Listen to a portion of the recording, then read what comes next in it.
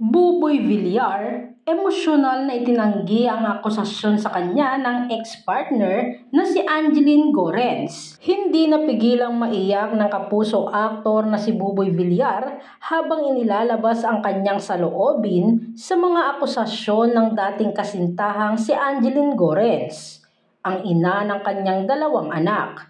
Sa kanyang panayam sa Fast Talk with Boy Abunda, tahasang sinagot ni Buboy ang mga sensitibong issue kabilang ang usapin sa sustento at ang paratang na di umano'y pananakit niya kay Angeline.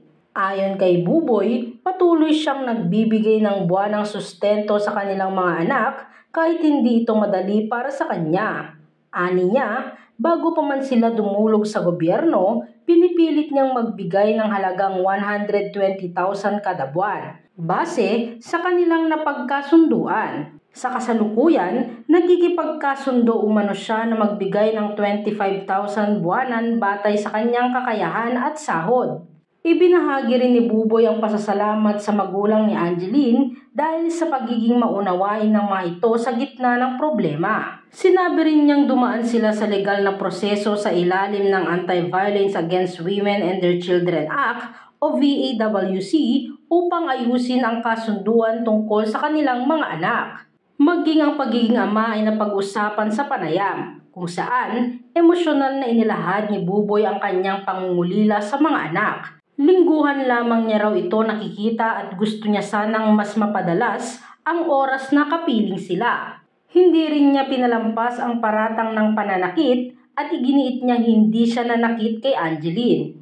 Hiniling din niyang matapos na ang alitan alang-ala sa kapakanan ng kanilang mga anak. Narito nga ang ilan sa mga naging pahayag ni Buboy Villar. Sana Tito Boy, mag-heal siya. Mag-heal siya para sa dalawa naming anak. Lalo na't meron din siyang bagong anak na bata pa din. At meron ka rin anak. At meron din akong anak. Sana mag-heal ka. At sana makahanap ka ng tao na or mga taong nakapaligid sa iyo na sana pinipray ko din na sana tama lahat ng taong nakapaligid sa iyo. At sana bigyan ka niya ng kaliwanagan, kaisipan at pagmamahal. Pagmamahal para, di na po para sa akin, pagmamahal para sa mga anak natin.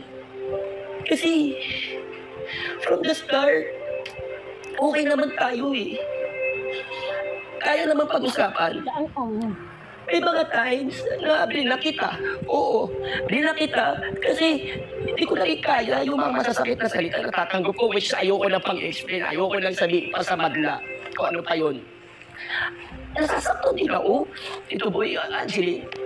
Nasasaktan din ako pag gano'n. Kaya nangyayari yung mga bagay kong pasensya sa iyo kung minsan ayaw kitang kausap.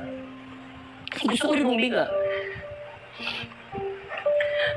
Sana magkaroon ka ng punong-puno na pagmamahal para sa iyo, para sa mga anak natin. Kasi pag pinanood to ng mga anak natin, nakakahiya.